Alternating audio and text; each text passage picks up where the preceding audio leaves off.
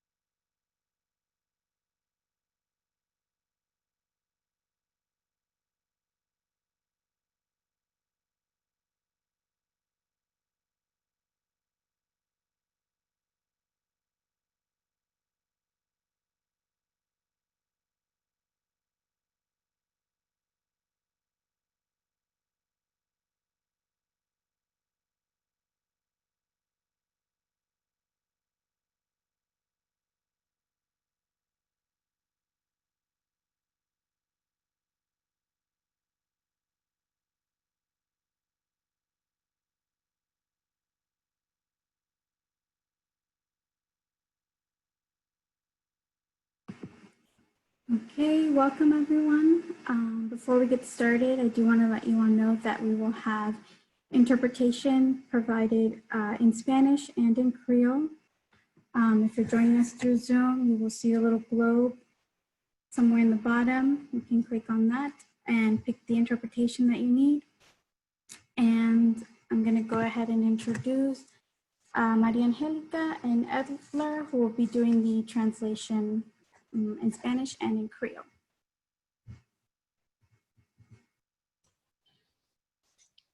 Buenas tardes, ¿me escuchan? Buenas tardes, mi nombre es María Angélica, mis pronombres son ella y ellex, y hoy estoy proveyendo interpretación con mi colega Flavia con Marb Language Services. La razón por la cual estamos ofreciendo interpretación es porque las organizaciones aquí presentes tienen un compromiso con la justicia del lenguaje y está asegura de que todos tengamos acceso a la información que se va a compartir en el idioma en el que la queramos recibir. Vamos a ofrecer la interpretación de dos formas. Como dijo Jessica, en la parte de abajo del Zoom, en unos momentos van a ver un globo al que le pueden hacer clic para elegir la interpretación que quieran utilizar. Quiero resaltar que el idioma que va a aparecer para el español dice español o Spanish y tiene la bandera de España.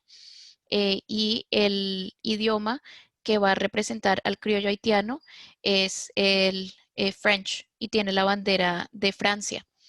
Creo que es importante nombrar esto porque ambos idiomas son idiomas colonizadores y desafortunadamente el criollo haitiano no tiene la representación de su propia bandera y su propio idioma en esta plataforma. Es algo que ya está predeterminado por Zoom. Otra de las formas en las que vamos a ofrecer interpretación es por una línea telefónica. Entonces, si ustedes quieren escuchar esta información en español, pueden llamar al número 305-707-5958.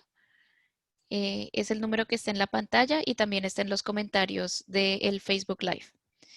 Muchas gracias. Good afternoon. My name is Maria Angelica. My pronouns are she and they. And today, alongside my colleague Flavia, we'll be providing interpretation into Spanish with Marb Language Services. The reason why we're providing interpretation is because the organizations that are organizing this space have a commitment to language justice. And this means that we will be able to have access to the information presented today in the language that we feel comfortable receiving it in. So there are two ways in which we will offer interpretation. If you are in the Zoom, at the bottom part of your screen, you will see in a few moments a globe at the bottom part that says interpretation.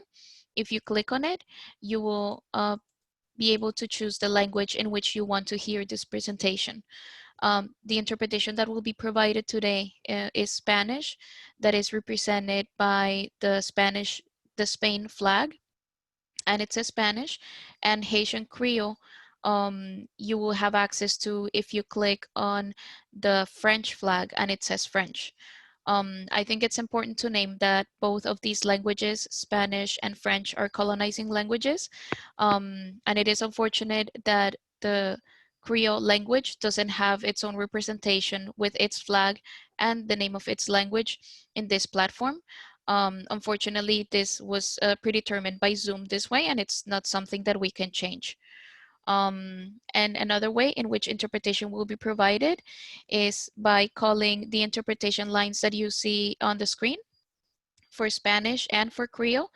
And these lines will also be put in the chat box on the Facebook Live. And I'm going to give the mic to my colleague Edler, so he will do the introduction for the Haitian Creole interpretation. Thank you. Okay. Non pas moi c'est Edler, bonsoir. Bonsoir, non pas moi c'est Edler, moi représenter Creole interprétation créole. And then je dis avec nous là, moi content pour nous ba nous yon traduction de rencontre ça qu'a fait là qui côté que li caractériser tout le monde ensemble, colonisation et responsabilité tout le monde qui va aller pour représenter dans différents postes dans l'élection. Donc non seulement nous avec nous jeudi, c'est toutefois que gon monde qui t'a gagné yon côté qu'on voulait en interprétation spéciale ou aller dans le bouton côté qui marqué drapeau yo, ou cliquer sur drapeau espagnol là, si toutefois vous voulez en traduction espagnole, ou du moins vous cliquer sur drapeau français si toutefois que vous voulez en traduction en français ou bien créole. Donc nous avec nous jeudi, de l'autre façon qu'on peut faire, on peut aller sur Zoom là, côté qui marqué téléphone là, on peut le numéro 305 928 76 11. 305-928-7611. Good afternoon, everyone. My name is Edler, and I'm here with you today to make a Creole translation for this meeting of the sheriff today. It's a very pleasure for me to be with you. Anyone who would like to have a translation for Spanish can have the both way to do that. You can click on the flag, a Spanish flag, or on the Creole French flag. If you would like to have a Creole translation, you can click on the Creole French flag or call this number 305-928-7611. 305-926-7611. Thank you. Okay, again, thank you all for joining us today. My name is Jessica. I'm a community leader with Faith in Florida. So today we're going to be talking about the sheriffs and immigration here in the state of Florida. Some housekeeping information. Like we said, translation will be provided. If you have any questions, please make sure you put them down in the chat box and we'll get to them. And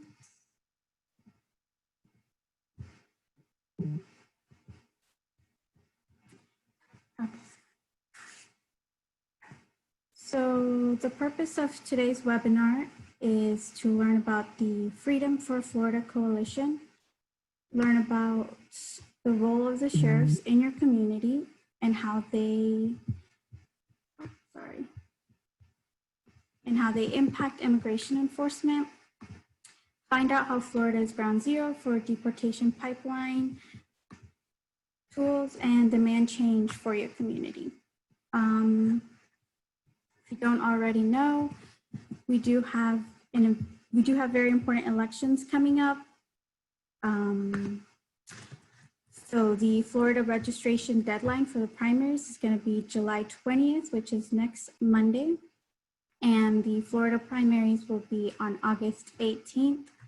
And this will be our opportunity to vote for elected officials who will stand up and protect our communities.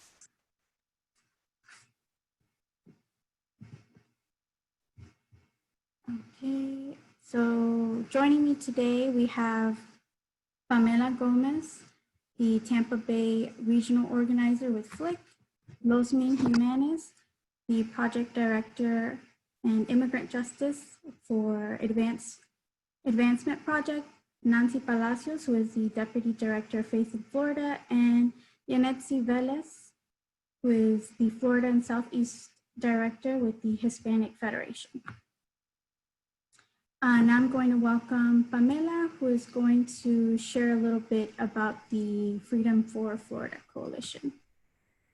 Hello, everyone. Such a pleasure being here, and thank you everyone for joining us. I'm excited to share about our coalition, Freedom for Florida, and the groundbreaking work that we have been doing.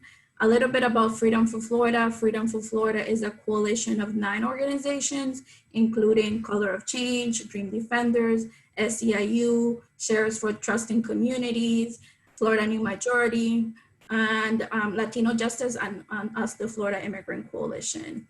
And we're working together because we know that the current criminal and legal system does not keep our families safe and does not protect our communities. We know that this year in particular, we have the power to elect a lot of candidates, including sheriffs, judges, and for the better future that we want for our families and communities. In practice, our real authentic safety. We also know that we are in a state with that incarceration is over the national average at a 21%.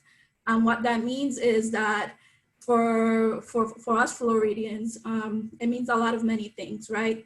That we see not investing in communities for safety. For example, one example we can give you, if we hit the link, we want to invite you, first of all, to go to the Freedom for Florida website, because there's a lot of ways that you can get involved. And sign up, as you see on the top corner, sign up to support our demands, which I will share in a little bit. But also we want you to engage with this graphic. It's very powerful, right? What this graphic shows is that we are over incarcerated, as you know. In Florida, we have the mass incarceration problem is huge.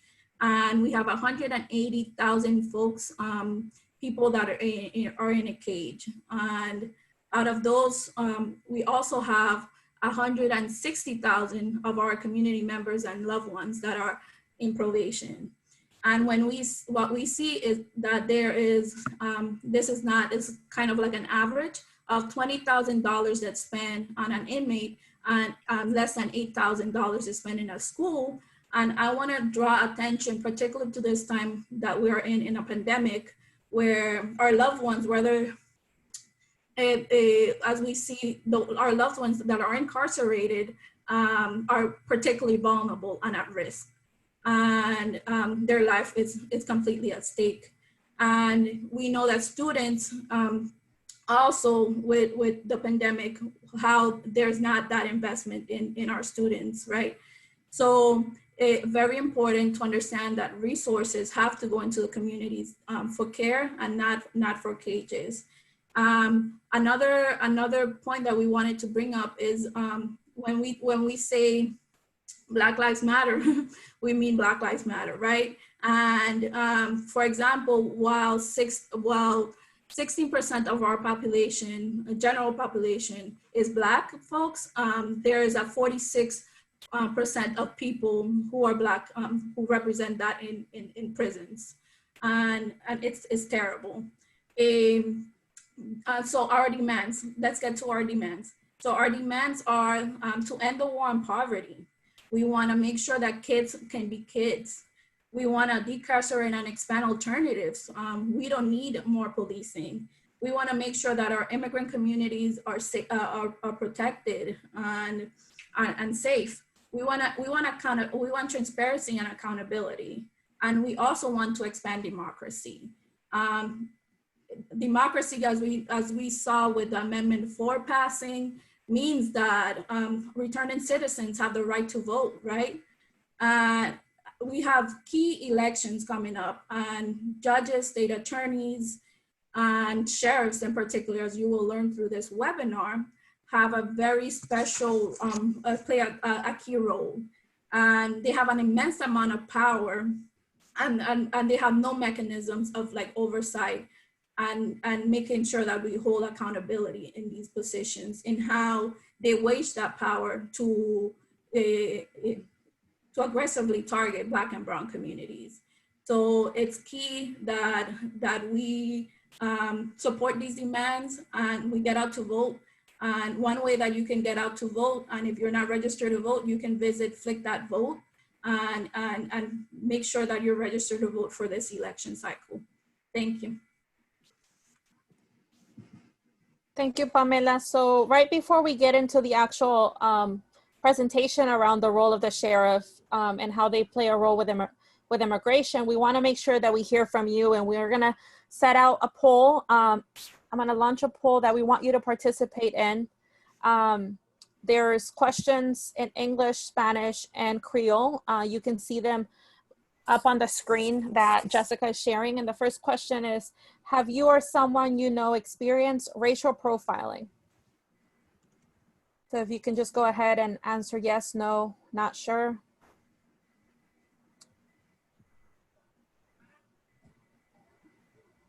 The second question, do you have a loved one who has been deported? And then the third question, have you or someone you know been detained because of local law enforcement collaboration with ICE? And finally, question number 4, have you or someone you know been stopped for a traffic offense? For example, speeding, not signaling, broken taillight, not wearing a seatbelt.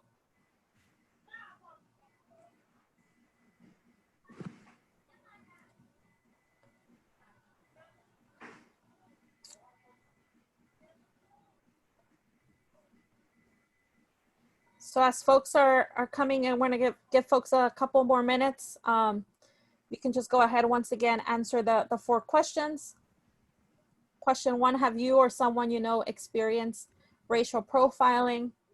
Question 2, do you have a loved one who has been deported? Question 3, have you or someone you know been detained because of local law enforcement collaboration with ICE? And question 4, have you or someone you know been stopped for a traffic offense? For example, speeding, not signaling, broken taillight, not wearing a seatbelt.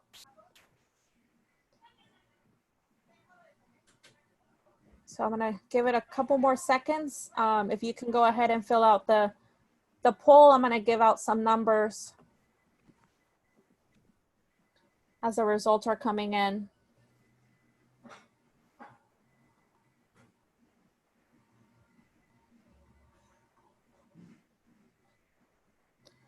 Have about 70% of you all who have filled it out. If you all can go ahead and fill it in.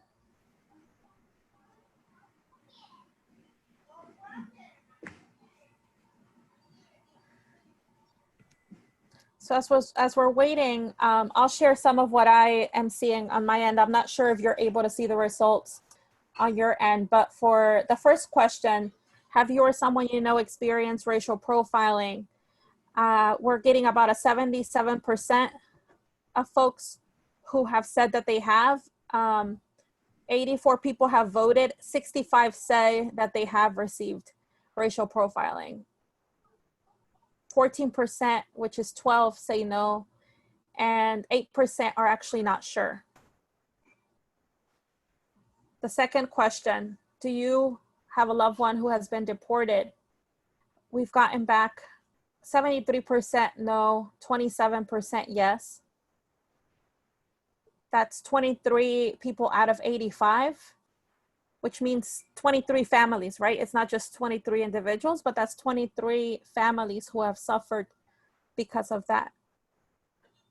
And then number 3, have you or someone you know been detained because of local law enforcement collaboration with ICE? We have about 33% saying yes, which is 28 people, 53% saying no, which is 46, and 14%, which makes up about 12 people saying they're not sure. Finally, have you or someone you know been stopped for a traffic offense? We have 86% said yes. That's 75 people. And 14% saying no. That's 12 people. So I'm gonna go ahead and end the poll.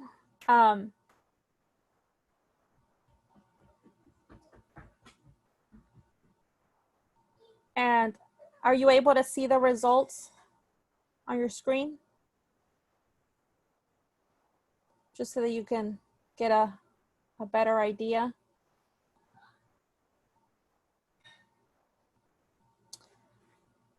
And this will take us into the presentation of why this is so important. If you can go to the next slide, Jessica.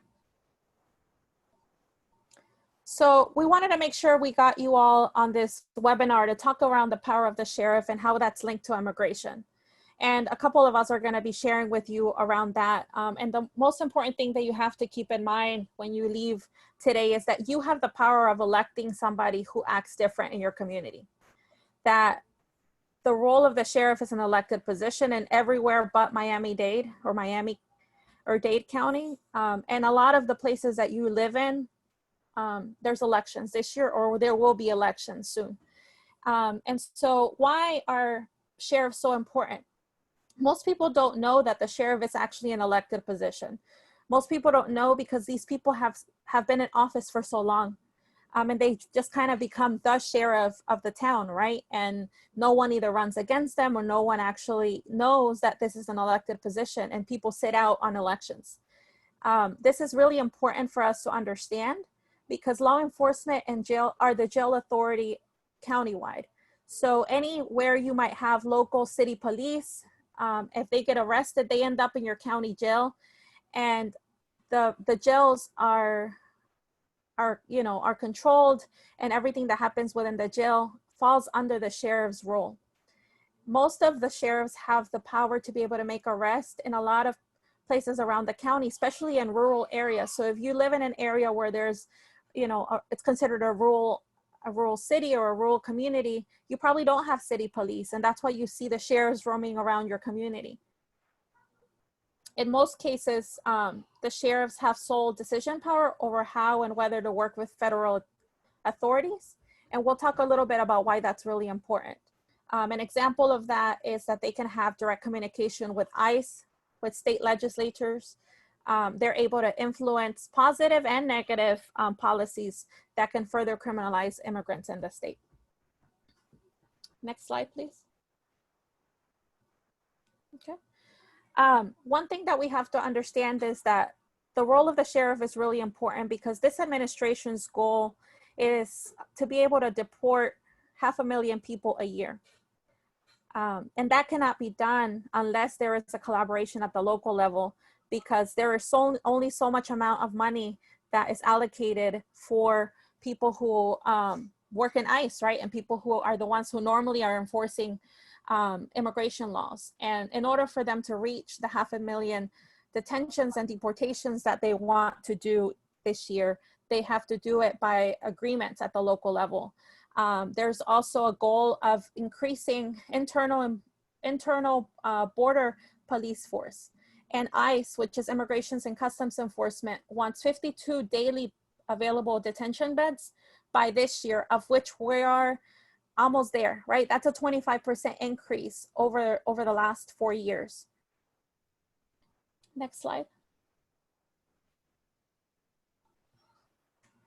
So these two graphs are really important because, just like I said, there has to be some form of budget that gets approved by Congress to be able to even arrest and detain immigrants in the country. And so it's put into a budget that that they have to allocate for that to happen. There's an ICE budget, as you can see here, from 2004 to 2018 that has been increasing, and this is billions, right? And then you look at CBP, which is Border Patrol. That has also been increasing over the last over the last years. And all of this means more beds. It means more beds for detention. It means more agents. It means more policing in the community, right? And if there's more beds that are being allocated for people to be detained, they're going to do everything to be able to fill them. They can't do any of that, though, without local collaboration. Jessica, we can go to the next slide, please. What that looks like is that there's 287G agreements at the local level, which allows for this collaboration. One of the ways that this collaboration can happen. Currently, ICE, or Immigration and Customs Enforcement, has 287 agreements with law enforcement. That would be 74. That is with agencies in 21 states. So half of the country has these agreements, right? Of which only 6 agreements were added between 2012 and 2016. The rest have came after that. Go to the next slide. Thank you. So I want you to look at this map. As you can see, there's yellow dots, kind of greenish, bluish dots, and then like a dark purple dot. And the yellow signifies all the ICE detention facilities around the country. There's very few. There's one up in the Northeast, there's some close to the border, and we have some here in Florida. Then you have the greenish, bluish dot, and those are private facilities. We also have some of those in Florida. We have them throughout the country. And then you have the local jails, right? And the local detention facilities. All of these show you, right, that there is, that there isn't a lot of ICE agents to be able to do all this work. So therefore they rely on the local collaboration that happen with law enforcement and happens with the sheriffs, right? And happens with the local jails in order to be able to hold so many immigrants whenever they get detained. And we're gonna talk in a little bit about how that actually happens and what that looks like at the local level. But there's definitely a motive, there's an incentive, right, to hold our people, especially when you look at how many private detention centers there is. If you can go to the next slide. And I just want to reinforce again that the administration's goal of deporting 500,000 people cannot be done without the sheriffs. And you can look at this graph on the left-hand side that talks about that 47% of deportations are initiated in the local jails. When you look at how much population are held at the jails, it's 40, you see 41% are local jails, and there's 25% that are community arrest. Very few actually happen through 287G jails. And then there are more than 3,000 sheriff's offices and more than 3,000 local jails operating across the United States, of which 76% of the people in jail are not even convicted. So these are people who are maybe, you know, stopped for a broken taillight, stopped for things that could have, like you could have avoided going to jail for. You could have given them a ticket. You could have given them some form of warning. But the moment that undocumented immigrants are arrested, they go into our jails and now they become targets to these type of agreements, right? And then they end up in deportation proceedings, even if they haven't even they have not been found guilty.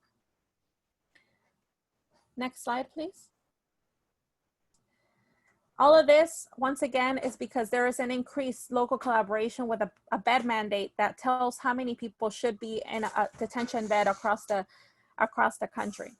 There has been an increase of about 650 facility houses that are detained by ICE. There's been an increase of about $3 billion that gets spent on detention every single year. And there is an average of about 46 detained people across the country. If you can look at this graph, every year it keeps going up. right? And what I have said earlier is the more people, the more beds that are available, the more they're gonna fill them up. And so that's why we end up having so many people put in our jails through just traffic citations. Next slide. Okay. One of the ways that we can fight back that plan of arresting and deporting 500,000 people is through the information that we're doing to our voters and to people in the community to understand this role, right? And that's one of the ways that it was done in North Carolina. In 2018. Sorry pour interruption. Yep. In 2018, we had there was a sheriff there in Mecklenburg County in North Carolina that ran on a promise of ending 287G agreements, ending the collaboration with ICE. And he won, right? And on the first day that he was sworn in, on the first day that he was sworn in, he ended that contract. That is the kind of message that if we are educated around the role, we can keep pushing, right? Because right now, what we are hearing is that the sheriffs are here to enforce the law. They're here to, and they play that messaging for people. And there's nothing that changes that, right? And so their sheriffs who are actually running their campaigns and everything on being tougher on crime, what that really means is that they're criminalizing more Black and brown people. And that also shows that traditionally tough on crime sheriffs have been a major contributor to mass incarceration. Once again, I said they're over the jails, right? So the more that they are able to, the more that they're policing, the more that they are arresting people instead of giving them citations, the more the increase of people in the jails at our local jails will be. And instead of being influencers, right? And policy that would actually lower incarceration and lower detention in our communities. So I want to turn it over now to Losmin, who's going to talk to us a little bit, give us some facts. Thank you, Nancy. Thanks, everybody. Hi, my name is Losmin Jimenez. I'm the project director for immigrant justice at an advancement project in DC. And I also just want to share that I lived and grew up in Florida and went to law school there, and I'm good standing in the bar there. So I'm excited to be part of this webinar today. So we're going to talk a little bit more about what Nancy was sharing and just some highlights, and just focus on what's happening right now as we speak on COVID and Florida and prisons. So right now, if you've been watching the news, Florida is the epicenter for COVID-19, unfortunately. And I checked this morning and it says there's 315,000 COVID-19 cases in Florida. And we know that the CDC says that to prevent the spread of COVID, we need to be socially distant, wear a mask, and continuously wash our hands. If someone is in prison, in a jail, or in an immigration detention center, that's impossible. You can't socially distance in prison, in a jail, in an immigration detention center. The receiving soap, you have to pay for it. Getting a mask, you're at the mercy of the jailer to do that. And how often can you change it, should they even give you a mask? So we are in a really serious situation here, folks who are in detention and in prisons, and it literally is acting like a death sentence to be inside these cages. It's always been bad, but it's even worse under a pandemic. And our organization has been challenging detention in Arizona and in Pennsylvania in the Immigration Project, and our Justice Project has been doing litigation around the country in different places. One of them is Miami, and I don't know if you've seen this case, but if you haven't, I urge you to look it up. There's an article about in the appeal about it, and we can send that link to y'all. I'll put it in the chat box when I finish, but it's Anthony Swain versus Daniel Jr., which is the jailer there, Daniel Jr., and this was filed this year, and it's about trying to get people inside the Metro West jail. And if people were making a mask from a sock, for example, Anthony Swain, he made a mask from his own sock, and he's a quadriplegic to be able to protect himself. There had to be a court order for people to get soap. Another case that's right now happening in Florida is the Patrick Gale versus Chrome Service Processing Center. And that's litigation to free people from inside Florida immigration detention centers. The Broward Transitional Center, Glades County Jail, and the Chrome Detention Center. And just recently in May of this year, when this case was filed in court, ICE revealed to the federal court that 336 out of 338 individuals detained at Glades had been exposed to the virus, and the sheriff's deputy had tested positive. So what can sheriffs do? What can sheriffs do during this time? So one thing they can do is use their discretionary powers. So they have the authority to arrest people, but they don't always have to do that, right? They can have some discretion. So one thing what we've seen during COVID is, for example, in Florida, in Collier County, jail bookings fell by 68% after law enforcement agencies changed protocols to issue summonses for nonviolent crimes. So because they did that, jail bookings fell 68%. This was in Collier County. In Duval County, they released 500 individuals between mid-March and June 23rd. And this was 500 people, Duval County, between mid-March and June 23rd. They released people who were incarcerated for low-level nonviolent offenses. Now, one can say, if they can do that during a pandemic, why weren't they doing this before? They should always be doing this. So this is something that we need to continuously push on, because if they can do it now, they've always had that power. So we need to continue to push this. Next slide. So just what Nancy was saying, without sheriffs, without local law enforcement, ICE can't do everything they want to do.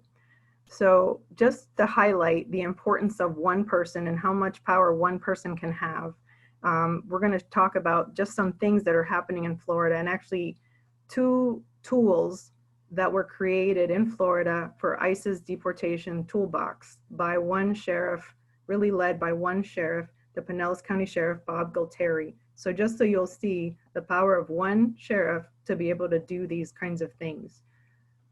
So you're going to see 3 bullet points there, and they're going kind of in order of the things that happened. So in 2018, this basic ordering agreement came into effect. There was a press release, there was a press conference in January 2018, and you see in the picture, the press conference and the different sheriffs and people from ICE came.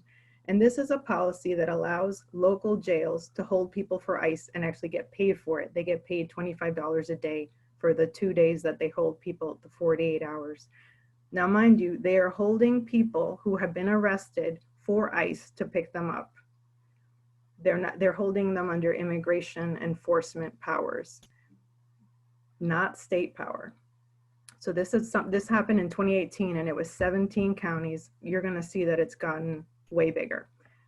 Then in 2019, Florida, the governor signed into law this Anti-Immigrant Legislation Sv 168.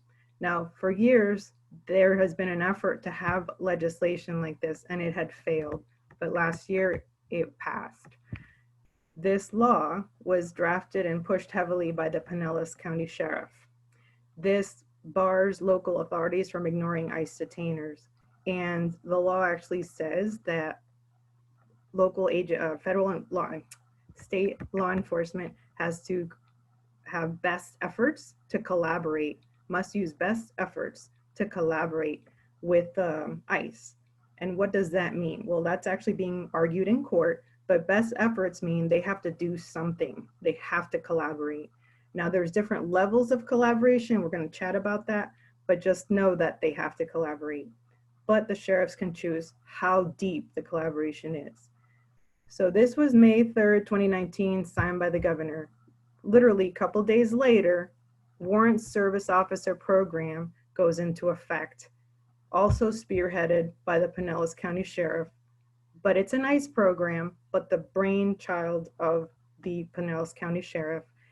This program allows local authorities to detain beyond the point at which they've been otherwise released if ICE had requested.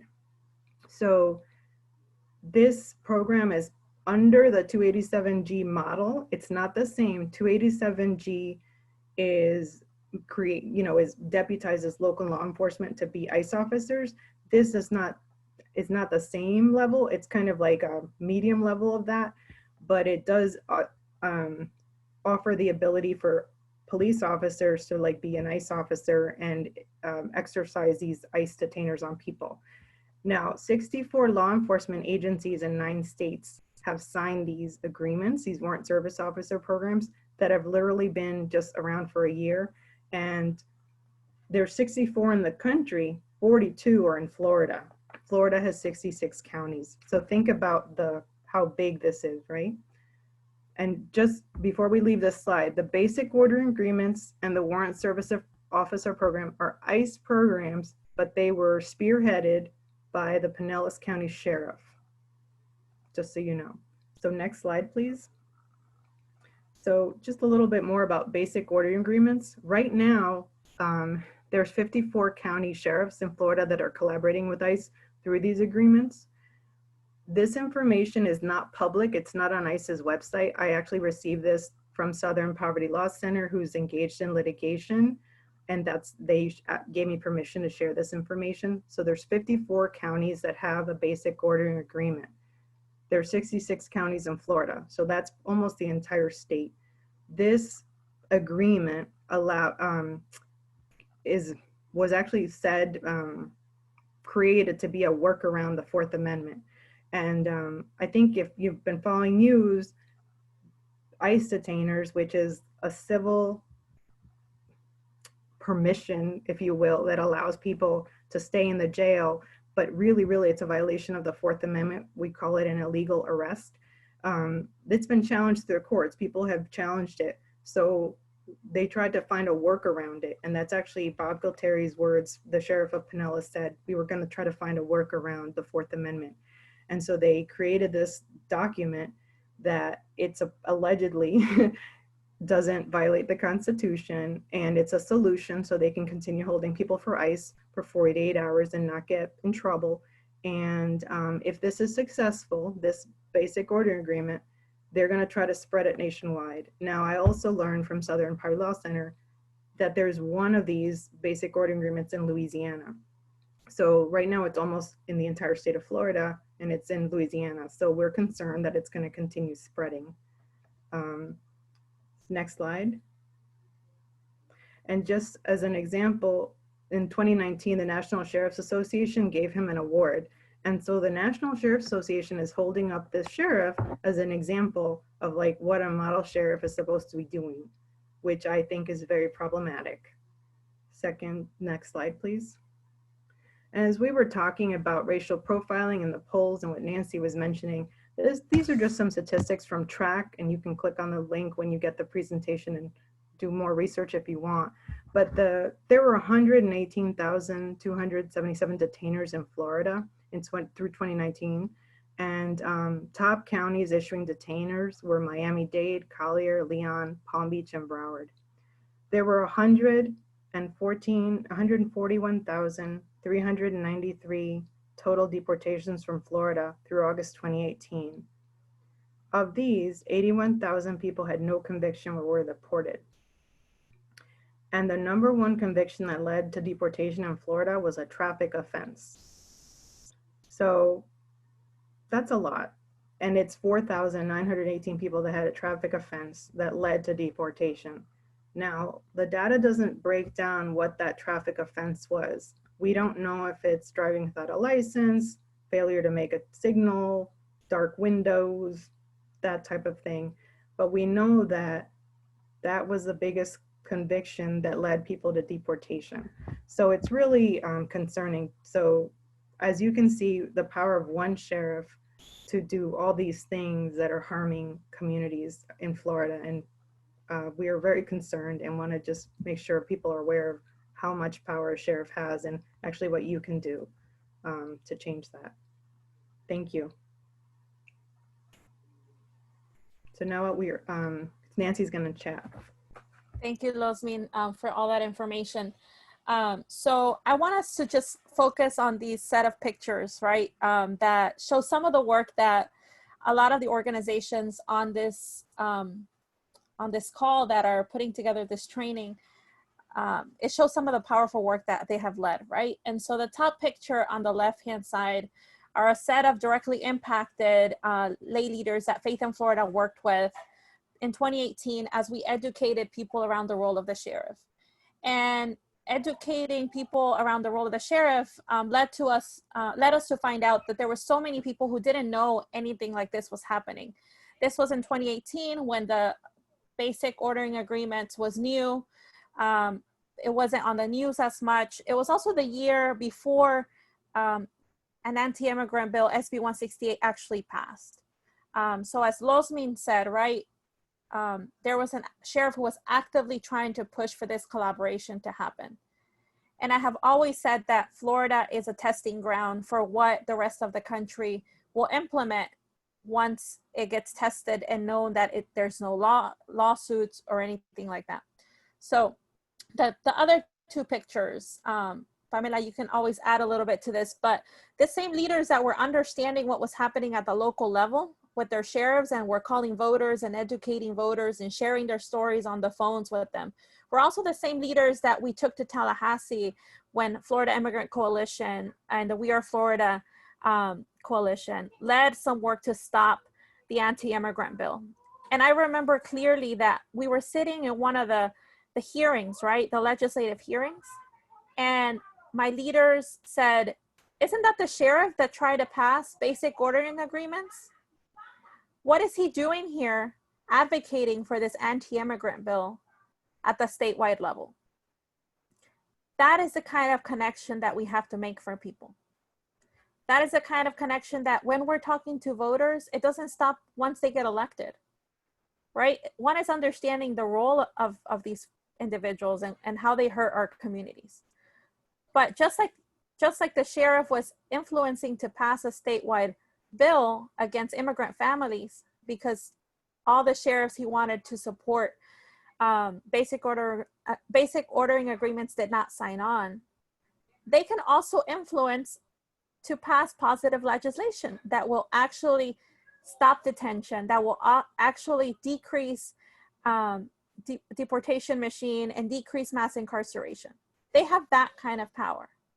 Pamela, I don't know if you wanted to add anything else to this slide.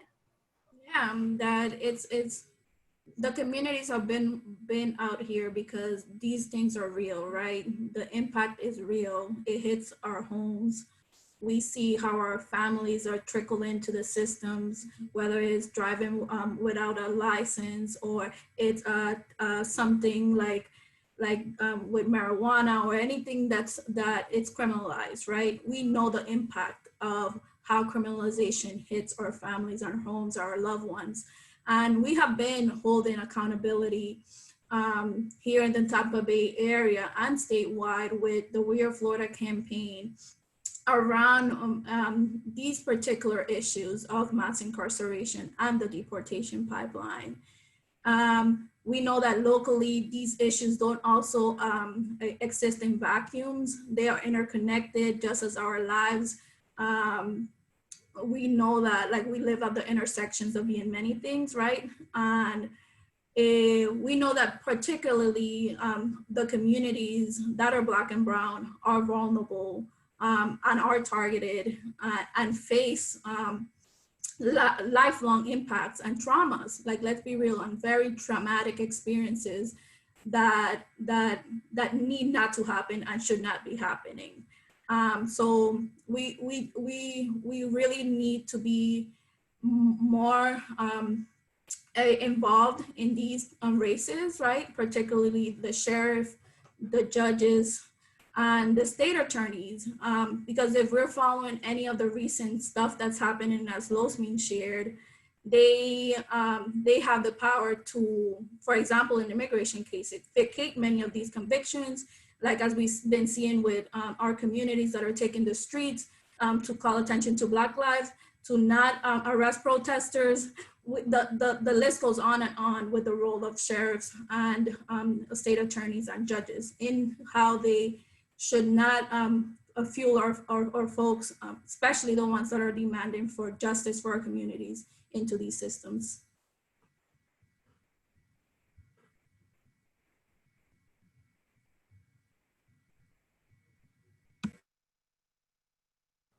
So these are some of the demands again that we're making as a community. So we want to make sure that there's a use of discretionary powers to limit the numbers of arrests and misdemeanors. As Nancy mentioned, citations, moving more towards citation. We know another of the projects that we've been working with is ending cash bail, because we understand that you shouldn't be stayed in cages just because you're poor.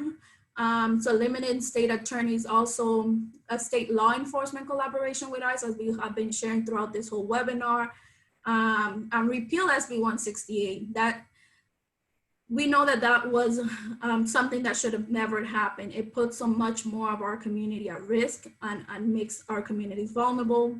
Then we also know that our law enforcement, particularly sheriffs, are not signing on to U visas or T visa certifications that protect victims of crime in the immigrant community. And we want to invite you once again to go to the Freedom for Florida webpage, support our demands, engage with the website, learn more about all these key areas that are so important. As you can see, just put in your name, your email, and your zip code. So as actions come up and other ways of being engaged come up, we make sure that you're there with us as you have been. Thank you. So we wanna be able to invite Yanitzi, who is gonna share a little bit about call to action. What are some of the things that we can continue doing? Yanitzi, I think you might be on mute. Yes, thank you so much. My name is Yanitzi Velez. I'm the Florida and Southeast Director for Hispanic Federation. I'm a community advocate and Latino issue expert. Hispanic Federation is a national nonpartisan Latino organization that serves nationally and statewide the model for the Latino social and political and economic empowerment. And it is a great honor to be here with all you and co-host this virtual event for our community. The fact is that immigrants are remaking America. In many urban and rural areas, the arrival of immigrants has transformed whole communities. And we as an immigrant have contributed greatly to our nation economy, culture, and overall well-being. Yet this transformation has been very difficult and has brought a lot of pain and frustration. But we must push on. We must continue to work together to educate our community by continuing advocating and engaging in the democratic system. And because everything that affects our community can be resolved or tackled through the elected officials that represent our values and advocate for our issues, we as an American citizen must be active citizens in the electoral process. We have heard it over and over, but the truth is that our vote is our voice. The right to vote has been hard fought and hard won. Today, despite all the attempts to limit voter rights, our nation's constitution guarantees American citizens of every color, race, gender, and religion the right to vote and participate in the electoral process. So what we can do? We can raise our voice and engage. So the first thing that we must do is, as an American citizens, we need to understand that we have the power to choose who will be the next sheriff in our community. So we need to register and we need to update our voter registration.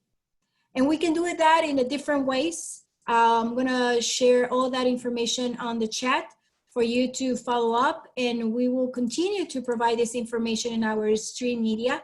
But the first thing is that you have several options. You can register online, you can visit our third-party organizations website, and we can facilitate the process for you under this COVID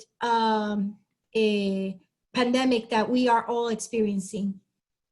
But also, you can verify the update of the status of your voter registration. So if you haven't been active recently on previous elections, you must make sure that your signature, that your address, that your information is correct.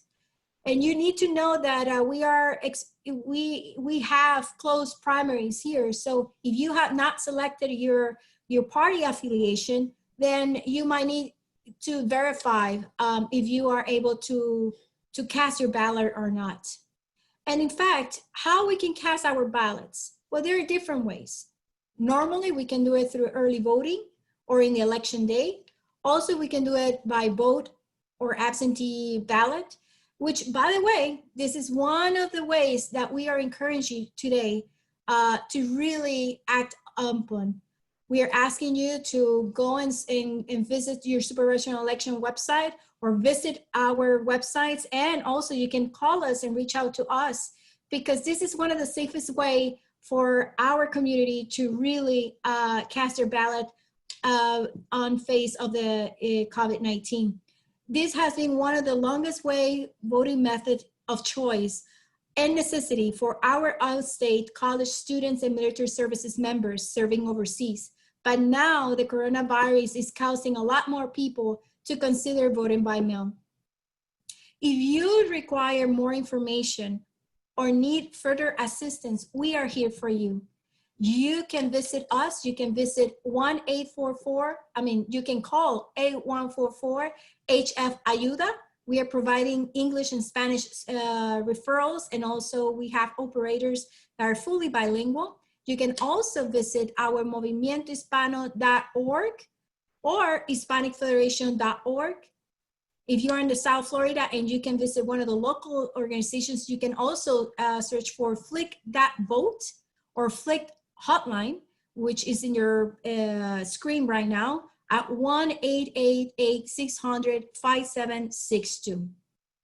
A further step will be to pledge to vote. There is a current pledge that is in our screen for Pinella Sheriff Vote Pledge. You can click on that link and you can receive all the information, and we will appreciate if you pledge to vote. You can also be connecting with us. You can connect, learn, and engage with our no partisan events that will help you to become a well-educated voter. Flick Comments events, it's right there.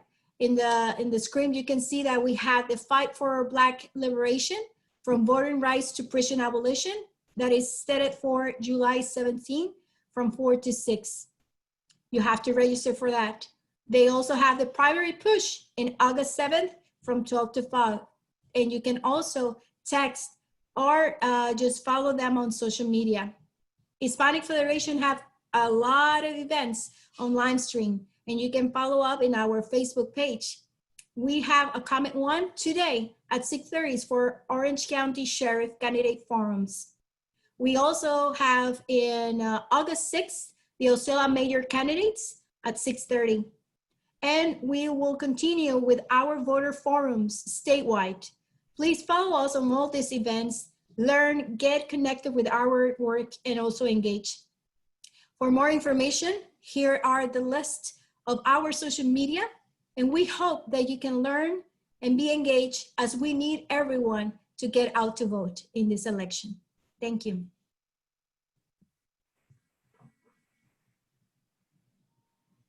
Could we go back one slide? Sorry. So yes, we just want to make sure to add one big call to action. If you, can we please press the I pledge vote? If you are in a community that's electing sheriffs, we implore you to please pledge to vote in that race and hold that accountability with us.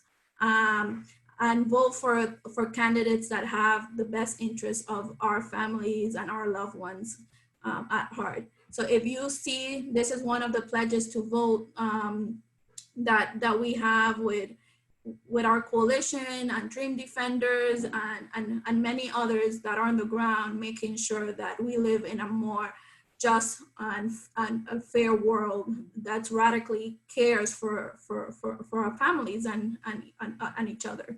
So please go and sign this pledge, and we are going to hold each other accountable to make sure that we shift towards the communities that we deserve.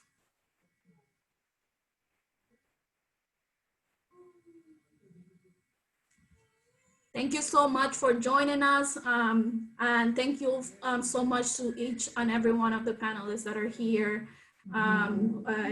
We will leave the information up with the organizations, if Jessica could. Yep. So we're gonna leave that information there. This is how you get in touch with us. Any last words from our panel? Yeah. So we also wanna, as she's putting that up so that you can go and follow all our pages and make sure you're staying up to date on all the events that are happening. I think we're gonna open it up, right, to questions and answers in this section. So if folks wanna go ahead and put their questions in the chat.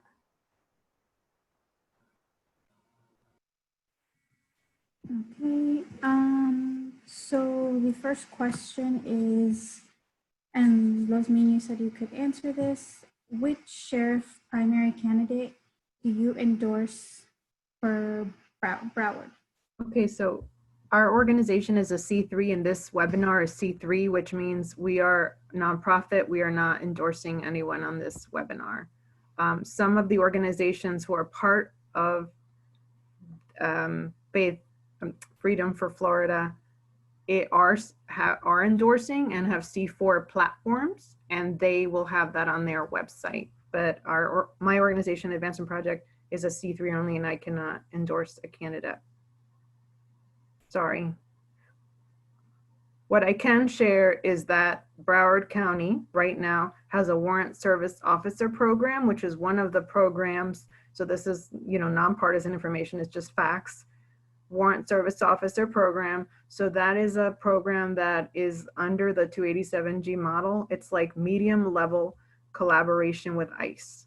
So I think as advocates, we want to decrease the collaboration that sheriffs have with ICE. So if I lived in Broward and I was trying to help immigrant communities, I would want to decrease that collaboration and bring it down. So that would be something that I would be asking of whoever the candidates are at candidate forums. So I think also just a lot of organizations that are part of this are having candidate forums. So that's why it's also important to go to candidate forums. I think Faith in Florida, I think, had a candidate forum in Broward County, if I'm not mistaken. Yeah. Thank you.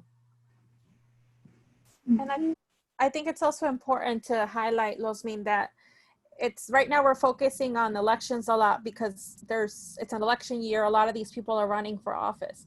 But even if you don't have an election this year, or even if you get either the person you want or the person that you don't want in office in November, the first step is educating people, turning people out to vote, but then the accountability that has to come afterwards. So once elections pass, right, you should be organizing with whichever organization you're a part of to hold these people accountable, whether you heard something that you really liked during their campaign trail and they did it or they didn't do it, right? It's about accountability that comes after. So just as important as it is to make sure that folks are voting, is to make sure that folks are also like organizing afterwards, right? To make sure that like whatever needs to change actually happens.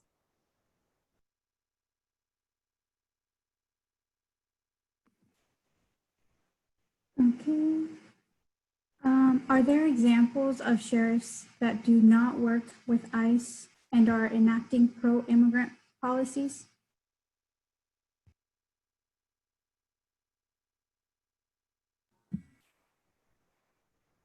In Florida currently, because of the SB 168 law that we talked about earlier, there has to be some form of collaboration, which is why the repealing of that law is so important. However, in other states, right, I talked about Mecklenburg County earlier, the sheriff who ran there ran on ending local collaboration. And so there are counties where this has happened and the communities are not less safe because there is no collaboration with ICE. And I think that that's also important to name. Yes, and recently in Ohio, there was a candidate that, that was one of the things that community members were demanding, that people not collaborate with ICE, and actually this person won based on that promise. And also in Georgia, that also happened, that some folks have won based on this. So there are examples of people that are, you know, and I think there's that, once again, it plays into that myth of that everyone needs to be locked up, and plays into the criminal alien narrative that is so damaging and wrong, and demonizes and dehumanizes people. And that's why it's another reason why we have to push against this.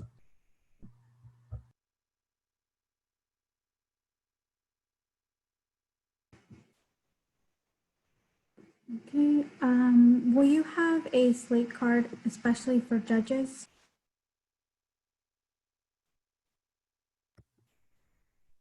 So for this webinar, or this thing, or Freedom for Florida is focusing on state attorneys and so prosecutors and sheriffs, not judges.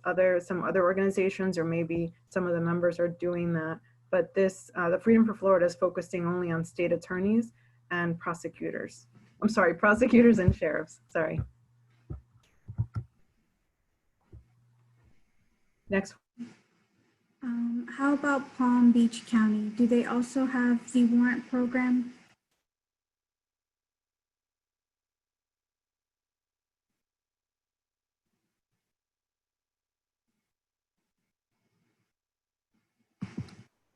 I believe Losmin is probably looking that up. So if you maybe want to go to the next question as she looks up the answer to that specific question. Yeah, I'm going on the ICE website. I'll be right back.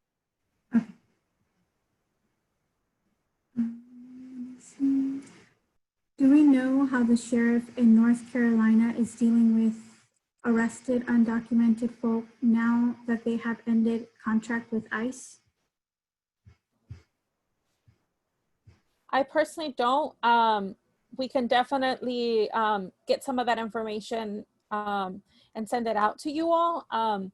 Because one of the organizers, or one of the persons that help support the organizers, works really closely with us, and so I'm sure we can get some of that information and share it back out. So if you registered right for this webinar, we have your contact information, and we can definitely follow up with you around how that has worked and other alternatives to collaboration.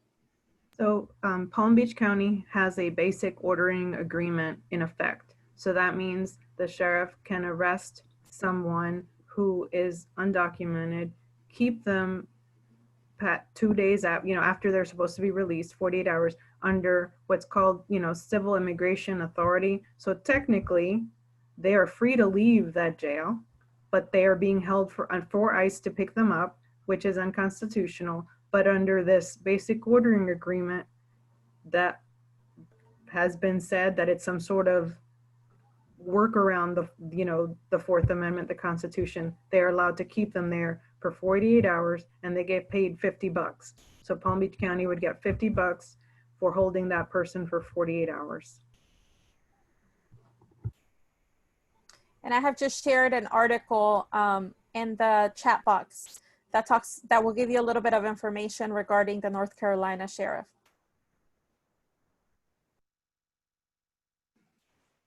Okay, next question.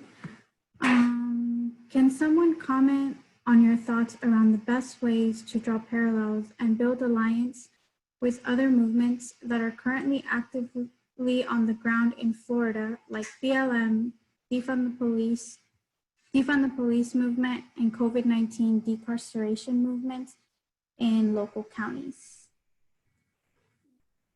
So I think it's really important for us to understand the stories of our communities, and they're so interconnected, right? The oppressor is the same. We're dealing with a very oppressive system that does discriminate in the sense that of who it's targeting, right? And we know that we could give you an example. When we say defund the police, we also mean defund ICE, abolish ICE, right? These institutions on this system is hand in hand. It's not one thing or another. For example, Black immigrants in particularly live at that intersection of being Black and being an immigrant. And what that means oftentimes, and if we look at Black immigrants, is that they have the highest bonds, for example, in detention, and they're also deported at a faster rate. So these movements are not separate from each other. When we're fighting for an end to cages, we mean an end to all cages. We mean an end to detention. We mean an end to prisons. And when folks are out there in the streets, when we are out there in the streets, what with our communities, and we're drawing attention to Black lives and lives, what we're wanting folks to understand is that we don't get to be anything else any other day. Like these are our experiences. These are the things that people are living day to day on a daily. When a mother cannot feed her child because she's unemployed because of COVID, for example, and you have a state or a system that will not give her unemployment benefits, then, you know, that's what we're talking about. There's a lack of care. There's a lack of that spending and that investment in community and care. But you see the complete opposite, where like there's where, as Lothmin and like Nancy and we all shared today, there's all this money going into enforcement, right, to police, to the military. And we don't want our tax dollars going to those things. We want our tax dollars going to the care and to our schools, to making sure that we have like really, really safer communities where kids can be kids, Black kids can grow up not having the threat of their skin and so many other things. So we are in the streets together, and we have been, we will continue to be. And like now when we're fighting a lot of the efforts, as you said, to defund or like redirect those funds to our communities, we're sitting next to each other. This is our fight. If I may, I just want to add, that is why also it is important to continue to educate our community about census, because many of these dollars coming to our community, it will affect the whole well-being of our community, regardless they're citizens or not. So working together to just narrow down all those misconceptions, it is important for people to know that we need to get out to count. Census has been extending their deadline for October 31st, yet you need to, when you fill it out, it's only take 10 minutes to really impact the next 10 years. So if you haven't done your census, please do. Just visit census.org, just go to the Census Bureau website, or come to us and we will be more than happy to assist you. There are 13 languages, so you can do that in the safety of your home, or you can just call and be transferred with operator in your language. So please get out to count. It is important that, you know, part is, yes, advocating for where we want those funds from the government to be allocated, but also our portion right now is that if we are counted accurately, we can ensure that those federal funds comes to our community. Thank you, Farmela. I just wanted to chime in on what we were asked about, you know, in defense of Black lives and abolishing ICE. And in our organization, Advancement Project, we understand that law enforcement, the first police in the United States, how it all started were slave patrols. So I think people need to understand where police came from, right? And that local law enforcement, especially in Florida, and if you haven't read a book called Devil in the Grove, and I can put a link to it, it's a really interesting book. It's a sad book, but it's about local law enforcement in Florida and the kind of lawlessness that happened and how lynchings happened. And oftentimes sheriffs and KKKs were part of, you know, the KKK and the sheriffs working together. Lynchings were happening. There was like lawlessness, that type of thing happening. Also, within the immigrant rights movement, there have been problems because there was a part of the movement that has been anti-Black. Let's just, say what's really going on, right? There has been anti-Blackness in the immigrant rights movement. And sometimes some immigrant rights groups have said, oh, we're not criminals, we're good people. And that has been problematic because regardless of what anyone does, they are a human being, they have value, they have worth, they have dignity, and they shouldn't be treated and put in a cage and die in a cage because of what they've done on their worst day, right? So under a human rights framework, we don't talk like that, we shouldn't be acting like that.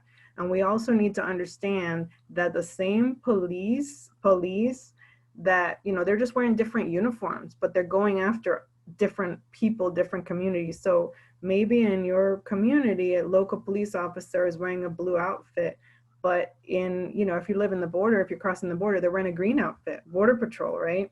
Or ICE is wearing a black outfit. And we saw during the uprisings and protests, especially in DC, that they were using Border Patrol. They deployed Border Patrol in DC, right?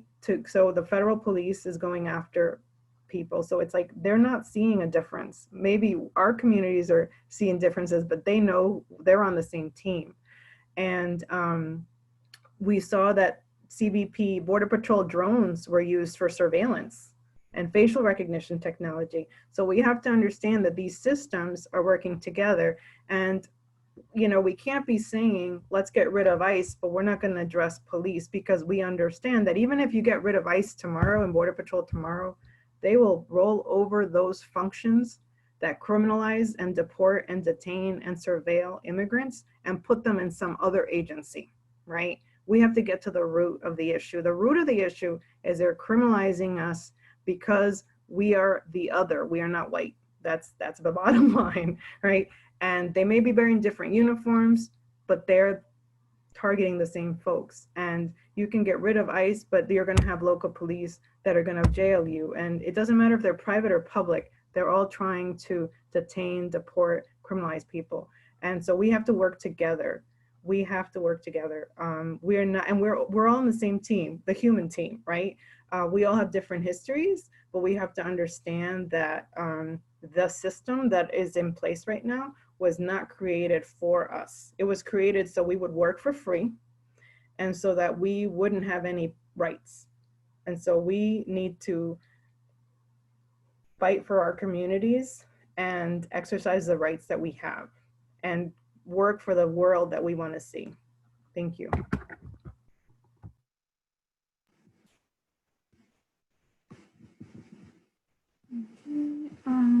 Someone did ask, and it was already answered, but I do just want to let everyone know that the slideshow, the PowerPoint will be available to everyone who attended the webinar, that they will be sending that out.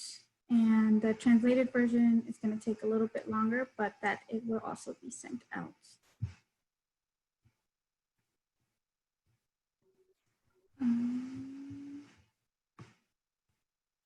So again, if you guys have any questions, feel free to add them to the chat.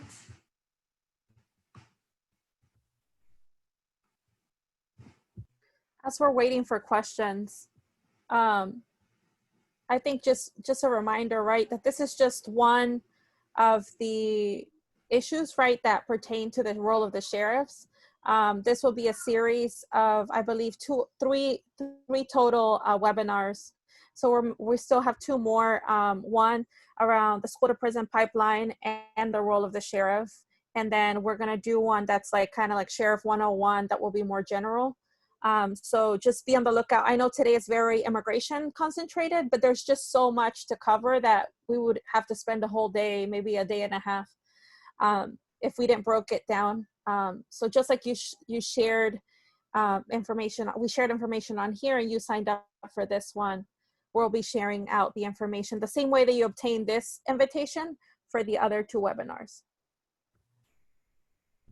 Thank you. Yes, we're going to be working with the Freedom for Florida Coalition to put together some other webinars. Florida, because of the entanglements with immigration, as you saw, like you can have a standalone webinar just on this issue because it's there's so much going on in Florida. But yes, there's going to be a Sheriff's 101, and there's going to be another school to prison pipeline. And we're hoping, the goal is to have all these webinars done ahead of the August 18th primary. So if you sign up for the Freedom for Florida website, through that website, you're going to get emails about when things are happening. And you can register for this webinar, the future webinars or other webinars, and this will be recorded and put on that website. So if you have a friend who wanted to be on it and didn't get to hear it, it'll be recorded and it will be on that website. But be on the lookout for that.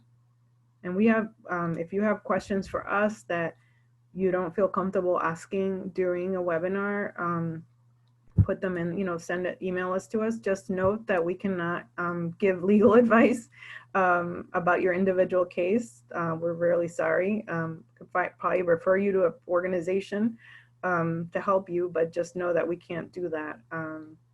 Yeah. And it looks like we have 2 more questions. Which organization is hosting the Orange County Sheriff Town Hall?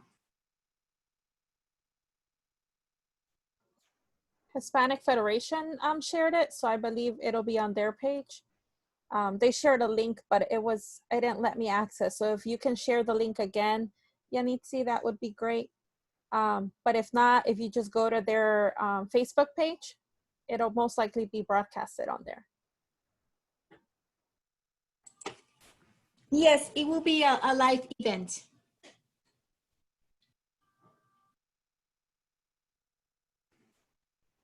Okay, what do you say to families that are scared to try to legalize their family members under this administration?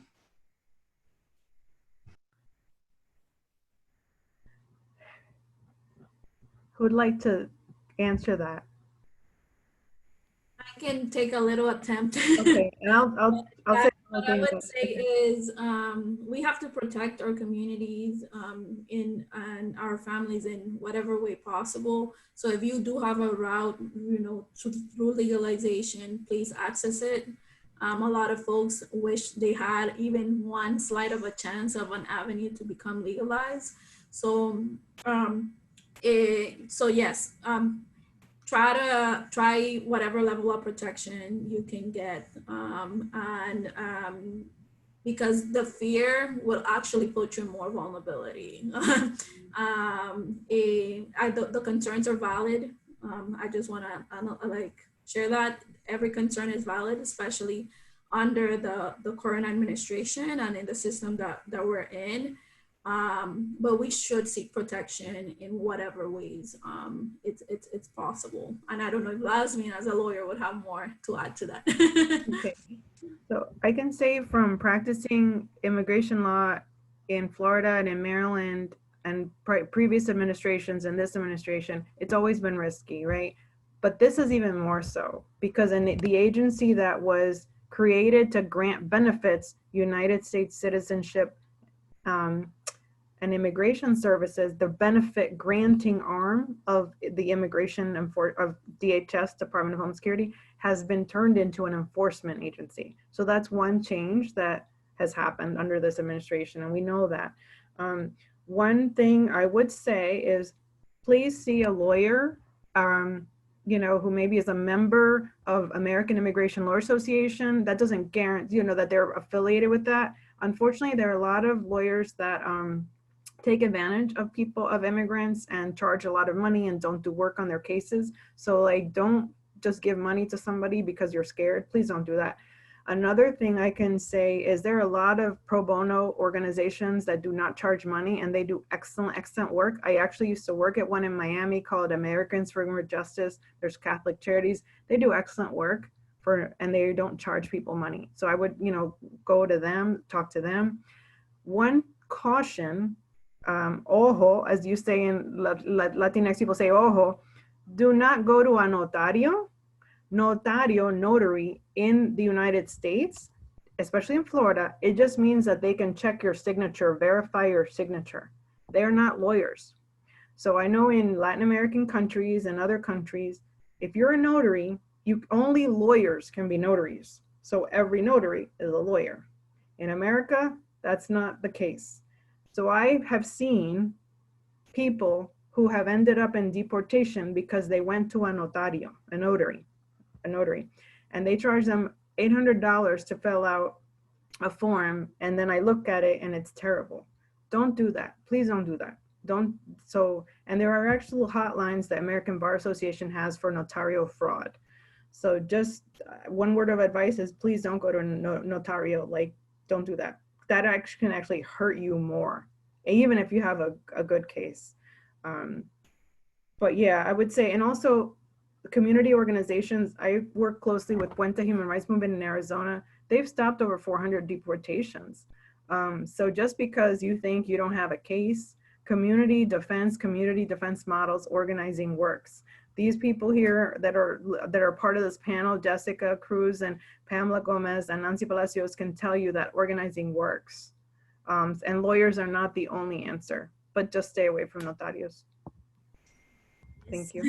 I just wanted to do a little plug that FLIC, we help residents become citizens, and a lot of that work is housed under our Florida New American project. So that's one way, and we know that folks that can get naturalized are able to also use their voice through their power of voting. So check out also Florida New Americans for more information on like clinics that are coming up or efforts around naturalization.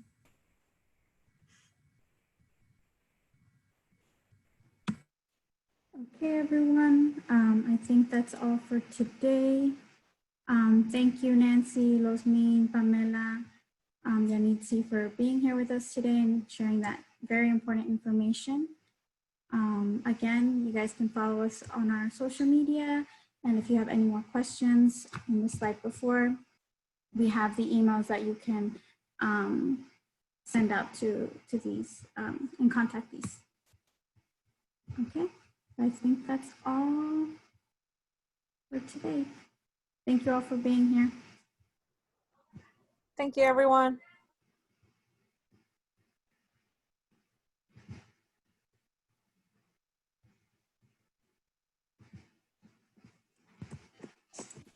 Gracias.